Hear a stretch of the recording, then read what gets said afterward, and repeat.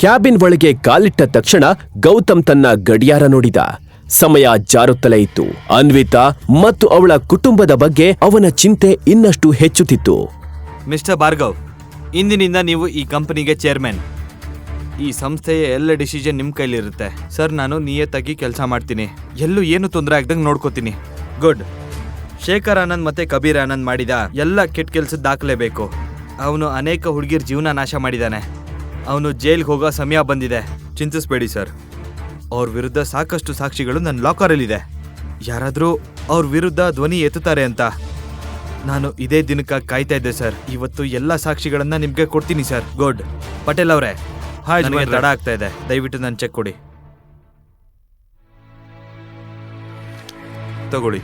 Thank you.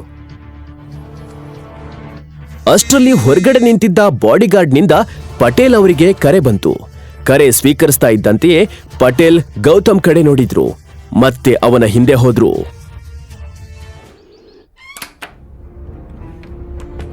ಚಿಕ್ಕ ಯಜಮಾನ್ರೆ, ಅನ್ವಿತಾ ಈಗಷ್ಟೇ ಕಬೀರ್ ಆನಂದ್ ಕ್ಯಾಬಿನ್ಗೆ ಹೋಗಿದ್ದಾಳೆ.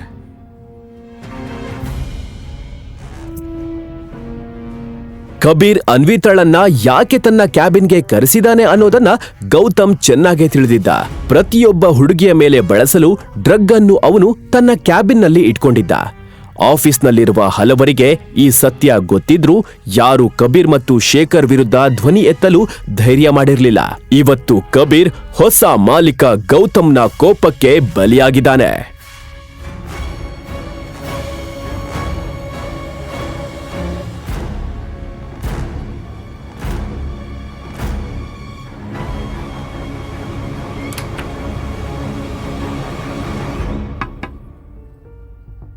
ಕಮಿನ್. ಪಟೇಲ್ ಹೇಳಿದ ಮಾತನ್ನ ಕೇಳ್ತಾ ಇದ್ದಂತೆಯೇ ಗೌತಮ್ ಚೆಕ್ ತಗೊಂಡು ಕಬೀರ್ನ ಕ್ಯಾಬಿನ್ ಕಡೆ ಹೊರಟ. ನೀವು ಎಲ್ಲಿಗೂ ಹೋಗ್ಬೇಕಾಗಿಲ್ಲ. ಈ ವಿಷಯದ ಬಗ್ಗೆ ಚಿಕ್ಕ ಯಜಮಾನ್ರು ಸ್ವತಃ ನೋಡ್ಕೊಳ್ತಾರೆ. ಮತ್ತೆ ನೆನ್ಪಿರ್ಲಿ, ಚಿಕ್ಕ ಯಜಮಾನ್ರು ನಿಜವಾದ ಗುರ್ತನ್ನ ಯಾರಿಗೂ ಬಹಿರಂಗ ಪಡಿಸ್ಬಾರ್ದು. ಸರಿ ಪಟೇಲ್ ಅವರೇ. Anvita, come sit. ಸೊ ಏನಿಲ್ಲಿ? ಅನ್ವಿತಾ ಕಬೀರ್ನ ಕ್ಯಾಬಿನ್ ಒಳಗೆ ಹೋಗ್ತಾ ಇದ್ದಂತೆಯೇ ಇಡೀ ಪರಿಸ್ಥಿತಿಯನ್ನ ಅವನಿಗೆ ವಿವರಿಸಿದ್ಲು. ಇತ್ತ ಗೌತಮ್ನ ಕಣ್ಣಲ್ಲಿ ಅಶಾಂತಿ ಹೆಚ್ಚುತ್ತಲೇ ಇತ್ತು. ಅನ್ವಿತಾ, ಇಷ್ಟು ದೊಡ್ಡ ವಿಷಯ ಆಗಿದೆ, ಈಗ ಹೇಳ್ತಾ ಇದೀಯಾ? ಮೊದಲೇ ಹೇಳಬೇಕಿತ್ತು ಅಲ್ವಾ? ತಗೋ ಇದನ್ ಕುಡಿ. ಇಲ್ಲ ಕಬೀರ್, ನಾನು ಕುಡಿಯೋದಿಲ್ಲ. ಏನ್ ಹೇಳ್ತಾ ಇದೀಯಾ? ಇಷ್ಟು ದೂರ ಬಂದಿದ್ಯಾ, ಒಂದ್ ಡ್ರಿಂಕ್ ಸಹ ಮಾಡಲ್ವಾ? ಇಲ್ಲ ಕಬೀರ್, ನಾನು ಹಣ ತೆಗೆದುಕೊಂಡು ಈಗಲೇ ಬೇಗ ಅಂಗಡಿಗೆ ಹೋಗ್ಬೇಕು. ಓ ಹೌದಾ? ನಿನ್ ತಂದೆ ನೀನ್ ಕಾಯ್ತಾ ಇರಬೇಕು ಅಲ್ವಾ? ನಾನು ಈಗಲೇ ಚೆಕ್ ಕೊಡ್ತೀನಿ. ವೆಯ್ಟ್.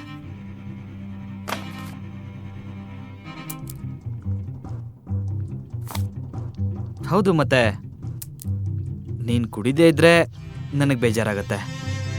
ಥ್ಯಾಂಕ್ಸ್ ಕಬೀರ್, ಆದರೆ ನಾನು ನಿಜವಾಗ್ಲೂ ಕುಡಿಯಲ್ಲ. ಮತ್ತೆ ನಿನ್ನ ಹಣನ ನಾನು ಬೇಗ ವಾಪಸ್ ಕೊಡ್ತೀನಿ. ನನಗೆ ಹಣದ ಚಿಂತೆ ಇಲ್ಲ. ಕಬೀರ್ ನಿಧಾನವಾಗಿ ಅನ್ವಿತಾಳ ಹತ್ತಿರ ಬರ್ತಿದ್ದ. ಅವನ ಕಣ್ಣುಗಳಲ್ಲಿ ಅವನ ಕ್ರೂರ ಉದ್ದೇಶಗಳು ಸ್ಪಷ್ಟವಾಗಿ ಕಾಣಿಸ್ತಾ ಇದ್ವು. ಅನ್ವಿತಾ, ನಿನ್ ತಂದೆ ಜೈಲ್ಗೆ ಹೋಗೋದನ್ನ ಯಾರಿಗೂ ತಡಿಯಕ್ಕಾಗಲ್ಲ, ನನ್ನ ಬಿಟ್ಟು. ತಗೋ, ಕೇವಲ ಒಂದು ಡ್ರಿಂಕ್, ಜಸ್ಟ್ ಒನ್ ಡ್ರಿಂಕ್ ಕುಡಿದು ಚೆಕ್ ತಗೊಂಡು ಹೋಗು. ಯಾಕಿಷ್ಟು ಯೋಚನೆ ಮಾಡ್ತಾ ಇದೀಯಾ?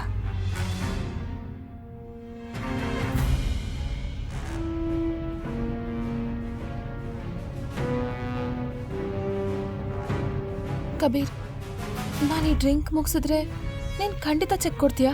ಖಂಡಿತ. ನನಗೆ ಹಣ ದೊಡ್ಡ ವಿಷಯನೇ ಅಲ್ಲ. Have it. ತನ್ನ ಮನಸ್ಸಿನಲ್ಲಿ ಅವನು ಈಗಾಗಲೇ ಅನ್ವಿತಾಳ ಜೊತೆಗೆ ರಾತ್ರಿಯನ್ನು ಕಳೆಯುವ ಯೋಜನೆ ರೂಪಿಸಿದ್ದ. ಅನ್ವಿತಾಗೆ ಬೇರೆ ದಾರಿಯೇ ಇರಲಿಲ್ಲ. ಆದ್ರೆ ಗ್ಲಾಸ್ ಅವಳ ತುಟಿಗಳಿಗೆ ತಾಕುವ ಮೊದಲು ಬಾಗಿಲಿನಿಂದ ಭಾರಿ ಸದ್ದು ಕೇಳಿಸಿತು. ಅನ್ವಿತಾ ಕೈಯಲ್ಲಿ ಗ್ಲಾಸ್ ನೋಡಿ ಗೌತಮ್ಗೆ ತುಂಬಾ ಕೋಪ ಬಂತು. ಯಾರ ನೀನು? ನಿನ್ನ ಒಳಗೆ ಯಾರು ಬಿಟ್ಟಿದ್ದು? ಗೌತಮ್, ಗೌತಮ್, ನೀನ್ ಇಲ್ಲೇನ್ ಮಾಡ್ತಿದ್ಯಾ? ನಾನು ಇಲ್ಲಿ ಸರಿಯಾದ ಸಮಯಕ್ಕೆ ಬರ್ದೇ ಇದ್ರೆ ಇವನ್ ಏನ್ ಮಾಡ್ತಿದ್ನೋ ಗೊತ್ತಿಲ್ಲ. ಗೌತಮ್, ನೀನ್ ಏನೇನ್ ಮಾತಾಡ್ತಿದ್ಯಾ? ನಾನಿಲ್ಲಿ ಕಬೀರ್ನ ಬಳಿ ಹಣ ಕೇಳೋದಕ್ ಬಂದಿದ್ದೀನಿ. ಅನ್ವಿತಾ ನಿಂಗೆ ಗೊತ್ತಿಲ್ಲ ಇವನೆಂತ ಮನುಷ್ಯ ಅಂತ. ಏಯ್, ಜಾಸ್ತಿ ಆಯ್ತು ನಿಂದು. ಯಾರ ಹತ್ರ ಮಾತಾಡ್ತಾ ಇದ್ಯಾ? ಒಂದು ಬಿಟ್ಟೆ ಅಂದ್ರೆ. ಕಬೀರ್, ಇವ್ ನನ್ ಗಂಡ. ಓ, ಇವನೇ ನಮ್ಮ ಮನೆ ಅಳಿಯಾ? ಅನ್ವಿತಾ, ಇವನಿಗೆ ಹೇಳು ಈಗಲೇ ಇವನು ನನ್ನ ಕಾಲಕ್ಕೆ ಬಿದ್ದು ಕ್ಷಮೆ ಕೇಳಬೇಕು. ಇಲ್ಲ ಅಂದ್ರೆ ಇವನ್ ಜೀವಂತವಾಗಿ ಇಲ್ಲಿಂದ ಹೋಗಲ್ಲ. ಮತ್ ನೀನು ಈ ಚೆಕ್ನ ಮರ್ತು ಬಿಡು.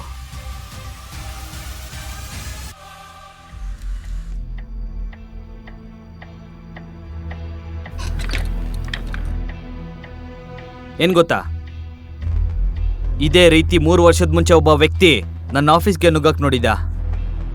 ಇಂದಿಗೂ ಸಹ ಅವನ ಮನೆಯವರು ಅವನ ಬಾಡಿನ ಹುಡುಕ್ತಾ ಇದ್ದಾರೆ.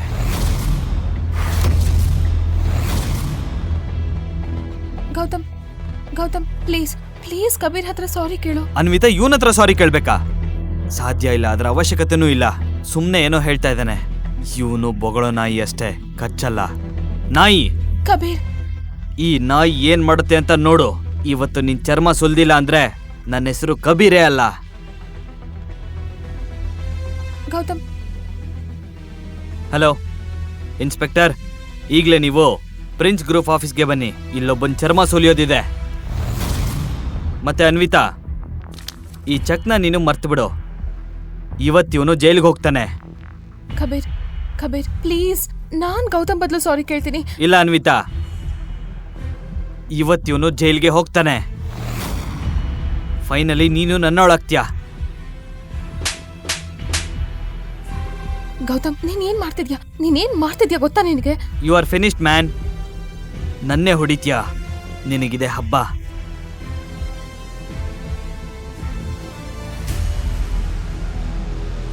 ಡ್ಯಾಡ್, ಈ ನಾಯಿ ನಿಮ್ ಮಗಂಗ್ ಹೊಡಿಯೋಕೆ ಧೈರ್ಯ ಮಾಡಿದೆ. ತನ್ನ ತಂದೆಯ ಸ್ಥಿತಿ ನೋಡಿ ಕಬೀರ್ಗೆ ದೊಡ್ಡ ಶಾಕ್ ಆಯ್ತು.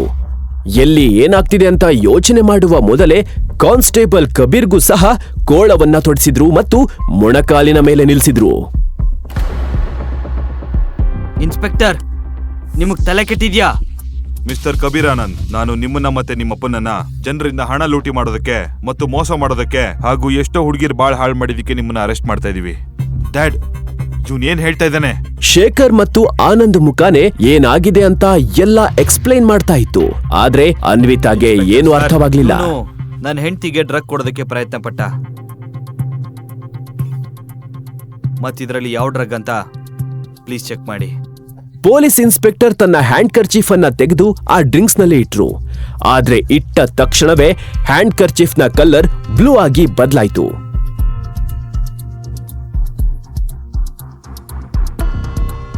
ಹೌದು, ನೀವ್ ಹೇಳ್ತಾ ಇರೋದು ನಿಜ. ಈ ಡ್ರಿಂಕ್ ನಲ್ಲಿ ಒಂದು ಡ್ರಗ್ ಆಡ್ ಮಾಡಲಾಗಿದೆ. ಅದು ತುಂಬಾ ಡೇಂಜರಸ್. ಎವಿಡೆನ್ಸ್ ಜೊತೆ ನಾವ್ ಇವ್ರನ್ನ ಅರೆಸ್ಟ್ ಮಾಡ್ತಾ ಇದೀವಿ ಸರ್. ಅಪ್ಪ ಮಗ ಜೈಲ್ನಲ್ಲಿ ಸಮಯ ಕಳೆದ್ರೆ ಅವ್ರಿಗೆ ಬುದ್ಧಿ ಬರುತ್ತೆ. ನೀನ್ ಹೀಗ್ ಮಾಡಕ್ ಸಾಧ್ಯ ಇಲ್ಲ. ನಾನು ಈಗ್ಲೇ ಕಮಿಷನರ್ ಹತ್ರ ಮಾತಾಡ್ಬೇಕು. ಡ್ರಿಂಕ್ಸ್ ನಲ್ಲಿ ಡ್ರಗ್ಸ್ ಇದ್ದ ವಿಷಯವನ್ನ ಕೇಳಿ ಅನ್ವಿತಾಗೆ ತುಂಬಾ ಶಾಕ್ ಆಯ್ತು. ಕಬೀರ್ನ ನಿಜವಾದ ಮುಖ ಅವಳ ಮುಂದೆ ಬಯಲಾಗಿತ್ತು. ಅನ್ವಿತಾ, ಗೌತಮ್ ಬಳಿ ಹೇಳಲು ಬಹಳ ವಿಷಯವಿತ್ತು. ಆದ್ರೆ ಅವನು ಅನ್ವಿತಾಗೆ ಏನು ಹೇಳುವ ಪರಿಸ್ಥಿತಿಯಲ್ಲಿ ಇರಲಿಲ್ಲ. ಅನ್ವಿತಾ, ಭಯ ಪಡೋ ಅವಶ್ಯಕತೆ ಇಲ್ಲ. ಅವನ್ ಮಾಡಿದ ತಪ್ಪಿಗೆ ಅವನಿಗೆ ಸರಿಯಾಗಿ ಶಿಕ್ಷೆ ಆಗುತ್ತೆ. ಗೌತಮ್ ಅವನ ಜೇಬಿನಿಂದ 30 ಲಕ್ಷದ ಚೆಕ್ ಅನ್ನ ತೆಗೆದುಕೊಂಡು ಅನ್ವಿತಾಗೆ ಕೊಟ್ಟ. ಇಲ್ಲೋಡು, ಮಾವನ್ನ ಬಿಡಿಸೋದಕ್ಕೆ ನಾನು ಹಣ ಅರೇಂಜ್ ಮಾಡಿದ್ದೀನಿ. ಆದ್ರೆ ಇಷ್ಟ ಹಣ ಇಷ್ಟು ಬೇಗ ಹೇಗೆ ಅರೇಂಜ್ ಮಾಡ್ದೆ?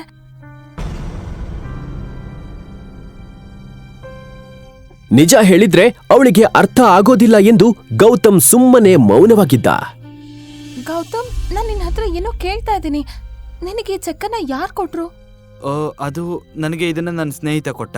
ಅವನ ಕಂಪನಿ ತುಂಬಾ ಪ್ರಾಫಿಟ್ ಅಲ್ಲಿತ್ತು, ಅದಕ್ಕೆ ಅವನ ಹತ್ರ ಸಾಲ ತಗೊಂಡೆ.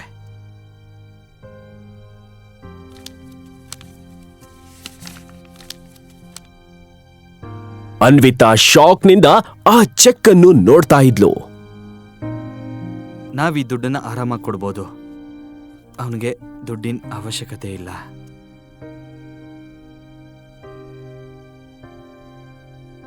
ಅನ್ವಿತಾ, 40 ನಿಮಿಷ ಬಾಕಿ ಇದೆ. ನಾವು ಶೋರೂಮ್ಗೆ ಹೋಗ್ಬೇಕು. ಎಲ್ಲ ಕಾಯ್ತಾ ಇರ್ತಾರೆ. ಇನ್ನೊಂದ್ ಕಡೆ ಅನ್ವಿತಾಳ ಅಮ್ಮ ಮತ್ತು ಅಪ್ಪ ಅದೇ ಶಾಪ್ನಲ್ಲಿದ್ರು. ಅವರ ಸುತ್ತ ಗಾರ್ಡ್ಸ್ಗಳು ನಿಂತಿದ್ರು. ಎಲ್ಲರಿಗೂ ಮ್ಯಾನೇಜರ್ನ ಕಮಾಂಡ್ ಕಡೆ ಗಮನವಿತ್ತು. ಅದರ ಜೊತೆ ಮ್ಯಾನೇಜರ್ ಕಮಿಷನರ್ಗೆ ಫೋನ್ ಮಾಡಿ ಶಾಪ್ಗೆ ಬರುವಂತೆ ಹೇಳಿದ. 10 ನಿಮಿಷ ಮಾತ್ರ ಬಾಕಿ ಇದೆ. ನಿಮ್ಮ ಮಗಳು ಮತ್ತೆ ಅಳಿಯ ಯಾರು ಸಹ ವಾಪಸ್ ಬಂದಿಲ್ಲ. ನಿಮ್ಗೆ ಹಣ ಕೊಡಕ್ಕಾಗ್ಲಿಲ್ಲ ಅಂದ್ರೆ ನೀವು ಜೈಲ್ಗೆ ಹೋಗೋದಕ್ಕೆ ತಯಾರಾಗಿ. ಅನ್ವಿತಾ ಮಗಳೇ, ಹಣದ ವ್ಯವಸ್ಥೆ ಆಯ್ತಾ? ನನ್ನ ಜೀವ ನನ್ನ ಬಾಯಿಗೆ ಬಂದಿದೆ. ಅಮ್ಮ, ಡೋಂಟ್ ವರಿ, ಚೆಕ್ ಇಲ್ಲಿದೆ.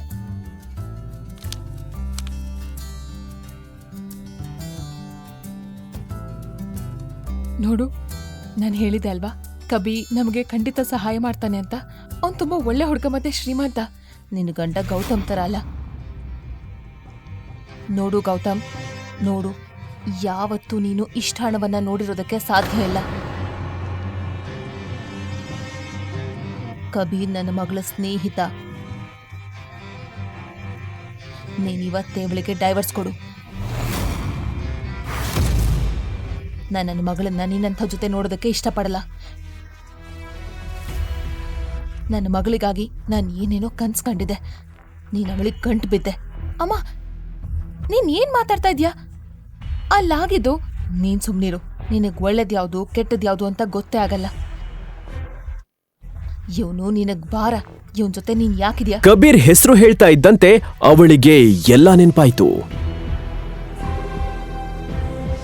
ಅಮ್ಮ, ನನಗೆ ಚೆಕ್ ಕೊಟ್ಟಿದ್ದು ಕಬೀರ್ ಅಲ್ಲ, ಗೌತಮ್.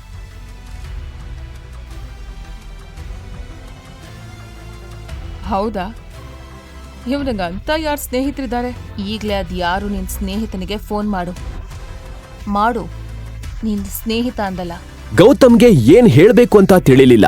ಅವನು ಆ ಕಡೆ ಈ ಕಡೆ ನೋಡ್ತಿದ್ದ ಮತ್ತು ಗೀತಾ ಅವನನ್ನೇ ಗುರಾಯಿಸ್ತಾ ಇದ್ಲು. ಗೌತಮ್ ಅವರಿಗೆ ಏನ್ ಸತ್ಯವನ್ನ ಹೇಳ್ತಾನೆ ಮತ್ತು ಅವರಿಗೆ ಹೇಗ್ ವಿವರಿಸ್ತಾನೆ? ನಿನ್ ಸ್ನೇಹಿತ ಅದು ಅವನು ಇವಾಗ ಟ್ರಾವೆಲ್ ಮಾಡ್ತಾ ಇದ್ದಾನೆ. ಅವರ ಅಸಿಸ್ಟೆಂಟ್ ನಂಗೆ ಚೆಕ್ ಕೊಟ್ಟಿದ್ದು. ನೀವು ನಿಮ್ಮ ಮನೆಗೆ ಹೋಗಿ ಡ್ರಾಮಾ ಮಾಡಿ ನನಗೆ ಚೆಕ್ ಕೊಡಿ. ಹಾ, ತಗೊಳ್ಳಿ ಚೆಕ್.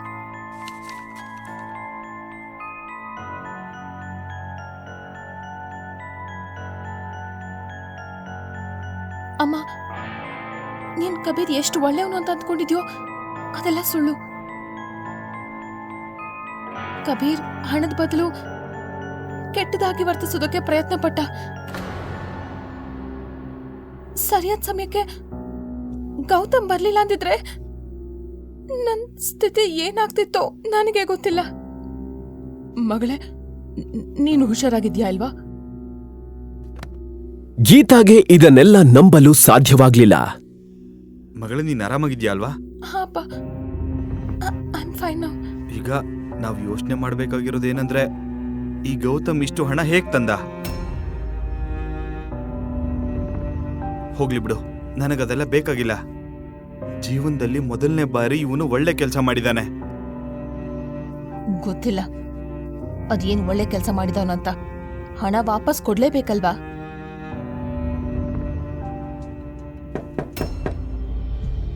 ಅಮ್ಮ, ಇದನ್ನೆಲ್ಲ ನಾವು ಮನೆಗೆ ಹೋಗಿ ಮಾತಾಡೋಣ. ಮ್ಯಾನೇಜರ್ ನಮ್ಮನೆ ನೋಡ್ತಾ ಇದ್ದಾನೆ. ಸಂಜೆಯಾಗಿತ್ತು. ಗೀತಾ ತನ್ನ ಅಳಿಯನಿಗೆ ಅವಮಾನ ಮಾಡುವ ಚಾನ್ಸ್ ಅನ್ನು ಯಾವಾಗ್ಲೂ ಬಿಡ್ತಾ ಇರ್ಲಿಲ್ಲ.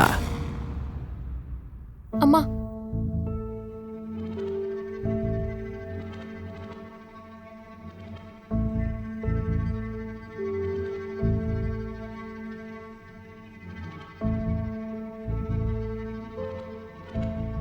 ಇಲ್ಲಿ ಸುಮ್ಮನೆ ನಿಂತ್ಕೋಬೇಡ. ನನಗೆ ಹೋಗಿ ಟೀ ತಗೊಂಡ್ ಬಾ. ಹಾ ಅತ್ತೆ. ಹಾ, ಆಮೇಲೆ ಏಲಕ್ಕಿ ಸ್ವಲ್ಪ ಕಡಿಮೆ ಹಾಕು. ನಿಮ್ಮಪ್ಪ ನನಗೆ ಯಾವುದೋ ಖಜಾನೆ ಕೊಟ್ಟಿಲ್ಲ, ಗೊತ್ತಾಯ್ತಾ? ಹಾ ಅತ್ತೆ. ಗೌತಮ್ ಇದನ್ನ ಕೇಳಿಸಿಕೊಂಡು ತನ್ನೊಳಗೆ ನಕ್ಕ. ಅನ್ವಿತಾಳ ತಾತ ಹರಿಪ್ರಸಾದ್ ರಾಜಗುರುಗೆ ಬಿಸ್ನೆಸ್ ಶುರು ಮಾಡಲು ಸಿಂಹಾದ್ರಿಯೇ ಹಣ ನೀಡಿತು. ಏಕೆಂದ್ರೆ ಪಾಟೀಲ್ ತರಹ ರಾಜಗುರು ಪೂರ್ವಜರು ಸಹ ಸಿಂಹಾದ್ರಿ ಮನೆತನದಲ್ಲಿ ಕೆಲಸ ಮಾಡ್ತಿದ್ರು. ಏನ್ ನಗ್ತಾ ಇದ್ಯಾ? ಟೀ ಮಾಡಲ್ವಾ? ಕೇಳು, ಟೀ ಚೆನ್ನಾಗಿಲ್ಲ ಅಂದ್ರೆ ನಿನ್ನ ಮುಖದ ಮೇಲಿರುತ್ತೆ. Okay. Thank you so much Anvita. ಆದ್ರೆ ಈ ಹಣದ ಬಗ್ಗೆ ಏನ್ ಮಾಡೋದು? ಗೌತಮ್ ಹಣ ಏನ್ ತಂದಿದ್ದಾನೆ, ಆದ್ರೆ ವಾಪಸ್ ಕೊಡ್ಬೇಕಲ್ವಾ? ನನಗಂತೂ ಏನ್ ಮಾಡ್ಬೇಕು ಅಂತ ಗೊತ್ತಾಗ್ತಾ ಇಲ್ಲ.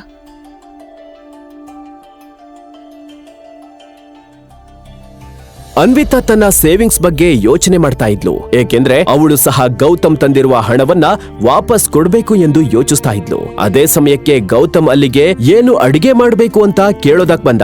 ಯಾಕೆ ಅಂದ್ರೆ ಅನಿಲ್ ಮತ್ತು ಗೀತಾಳ ಡಿಮ್ಯಾಂಡ್ ಒಮ್ಮೊಮ್ಮೆ ಒಂದೊಂದು ಇರ್ತಿತ್ತು. ಅಮ್ಮ, ಇವಾಗ ಸದ್ಯಕ್ಕೆ ನನ್ನ ಸೇವಿಂಗ್ಸ್ ಹಣನ ನಾನು ಕೊಡ್ತೀನಿ, ಮಿಕ್ಕಿರೋ ಹಣನ ನಿಧಾನಕ್ಕೆ ಸ್ವಲ್ಪ ಕೊಡ್ತೀನಿ. ಸರಿ, ಅದಕ್ ಮೊದ್ಲು ನಿನ್ ಗಂಡನಿಗೆ ಹೇಳು, ಅವ್ನ್ ಶ್ರೀಮಂತ ಸ್ನೇಹಿತ ಹಣನ ನಿಧಾನಕ್ಕೆ ತೆಗೆದುಕೊಳ್ಳೋದಕ್ಕೆ ಒಪ್ಕೊಳ್ತಾನ ಅಂತ. ಸೇವಿಂಗ್ಸ್ ನಲ್ಲಿ ಈಗ 5 ಲಕ್ಷ ಅಷ್ಟೇ ಇರೋದು. ಇಲಾಖೆ ಹಣದ ಅವಶ್ಯಕತೆ ಈಗ ಅರ್ಜೆಂಟ್ ಆಗಿ ಇಲ್ಲ. ಹಾಗಿದ್ರೆ ಸರಿ, ನಿಧಾನಕ್ಕೆ ಕೊಡೋಣ. ಆದ್ರೆ ಅಮ್ಮ, 5 ಲಕ್ಷ ಆದ್ರೂ ಕೊಡ್ಬೋದಲ್ವಾ? ಹಾ, ಖಂಡಿತ. ನಾನ್ ನಿನ್ ಗಂಡನ್ ತರ ಯಾರಿಗೂ ಭಾರವಾಗಿರೋದಕ್ಕೆ ಇಷ್ಟಪಡಲ್ಲ.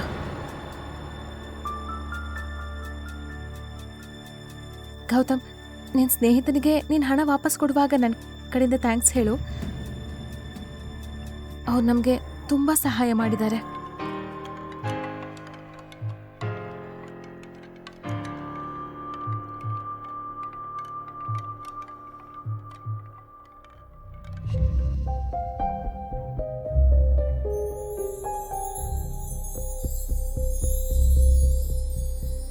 ಕಳೆದ 3 ವರ್ಷಗಳಲ್ಲಿ ಗೌತಮ್ ಮನೆ ಕೆಲಸದಲ್ಲಿ ಎಷ್ಟು ಮುಳುಗಿ ಹೋಗಿದ್ದ ಅಂದ್ರೆ ಅವನಿಗೆ ಯಾವ ಅಡುಗೆ ಮಾಡಲು ಜಾಸ್ತಿ ಸಮಯ ಬೇಕಾಗ್ತಿರ್ಲಿಲ್ಲ.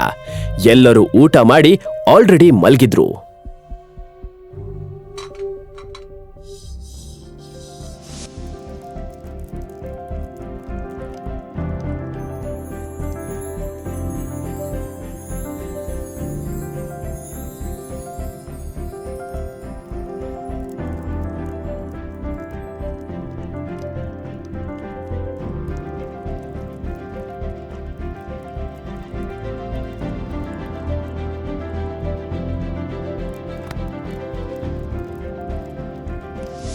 ಆದ್ರೆ ಗೌತಮ್ನ ಕೆಲ್ಸ ಇನ್ನೂ ಮುಗ್ದಿರ್ಲಿಲ್ಲ.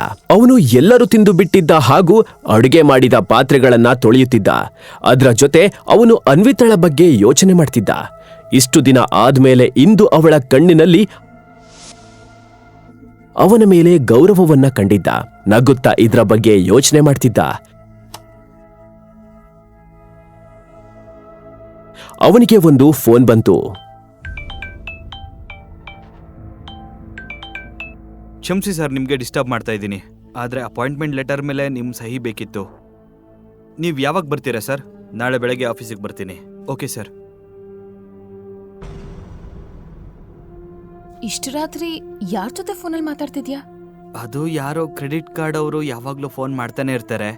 ಸಾಕಾಗಿದೆ ನನಗೆ. ಎಷ್ಟು ಡಿಸ್ಟರ್ಬ್ ಮಾಡ್ತಾರೆ ಗೊತ್ತಾ ನಿಂಗೆ? ಇವರಿಂದ ನನಗೆ ನಿಜವಾಗ್ಲೂ ತಲೆ ಕೆಟ್ಟಿದೆ.